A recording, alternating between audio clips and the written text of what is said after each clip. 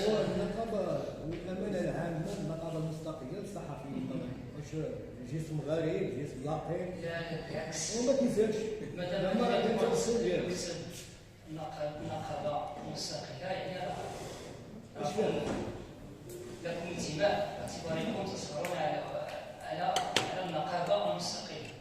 لكن حنا الان ضيوف عند على العموم النقابي ديال الامين العام للنقابه، شنو هي الامانه العامه؟ الامانه العامه المستقله للصحفيين المغاربه.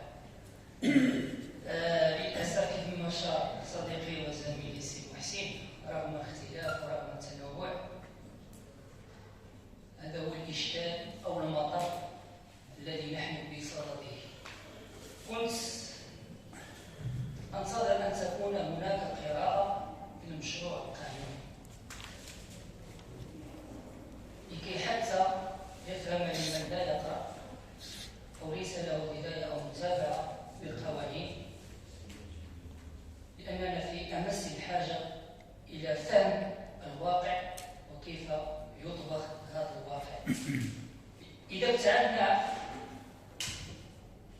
كليا عن فهم القانون سنكون في مطب الهاويه، على اعتبار في قراءه مقتضى على ان هذا المشروع وليس قانون، هو مشروع في حد ذاته، والان سحب من مجلسه. لماذا سحب؟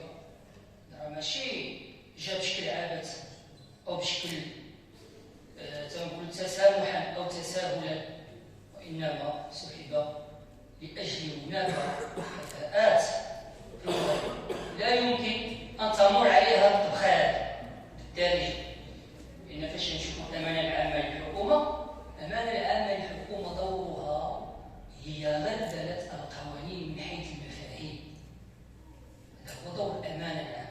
الامانه العامه تدخلت بشكل قوي لبسط اليد لها، لان هذا القانون لا يستجيب للحكامات الجيده التي اشارت الجيده والتقنين عندنا هيئات الحكامه الجيده والتقنين يشار بها الدستور اللي هي معروفه ما بين الفصل 165 حتى الفصل 167. اضف الى ذلك هناك الهيئات النهوض بالتنميه البشريه والمستدامه والديمقراطيه التشاركيه الفصل ما بين 168 و 170 من الدستور المملكي.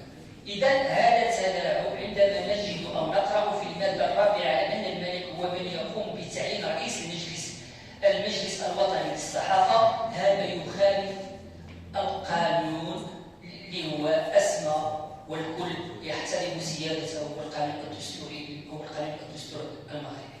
إذا هذا كما شرحت من قبل، هذا يخالف هذه كتنقولوا واحد الطرحة.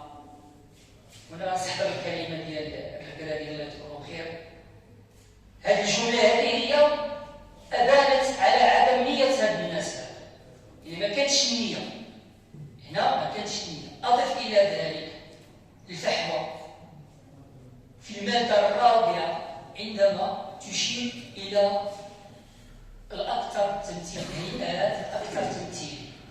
عندما نقول هيئات الاكثر تمثيليه، هنا كان ممكن يغيظكم الحال اكثر من عدم ذكر الاسم ديالكم.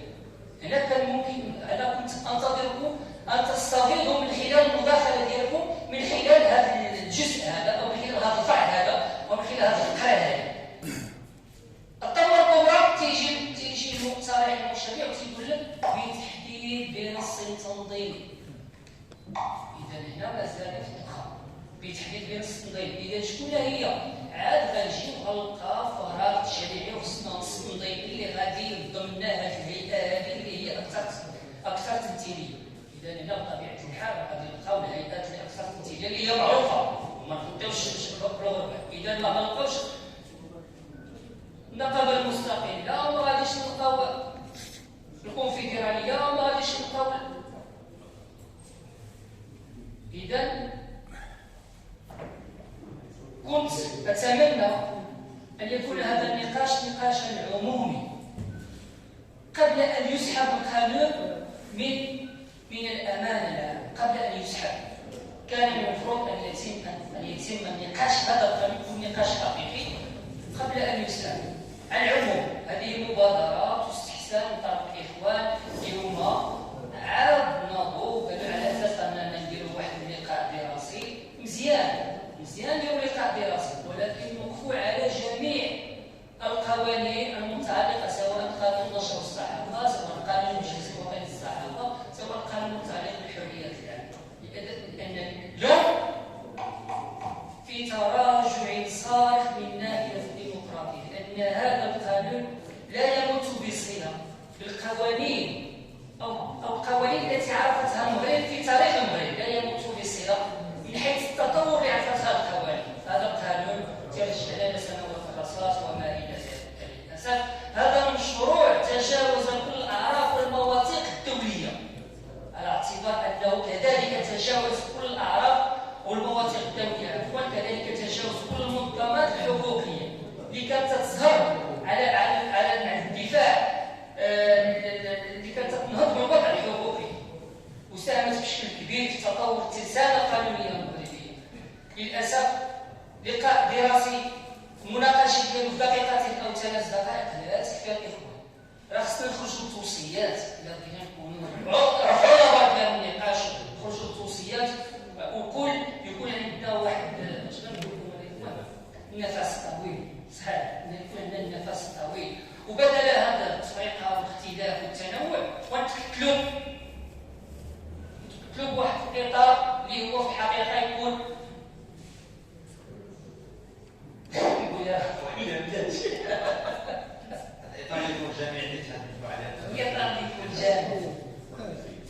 يكون جامع هذه الأمور هذه.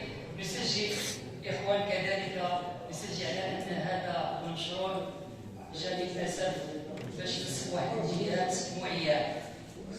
جاء هذا هو الإشكال. في 3 دقائق عندي يبقى وصفة جزء دقيقة خلاصة أن القانون بالأساس يفتقر إلى الديمقراطية، وضعت على المقاس، قانون وضع على المقاس ولا يستجيب للبناء الديمقراطي، الآلية التشاركية والحكمة الإدارية التي ندى بها الدستور سنة 2011.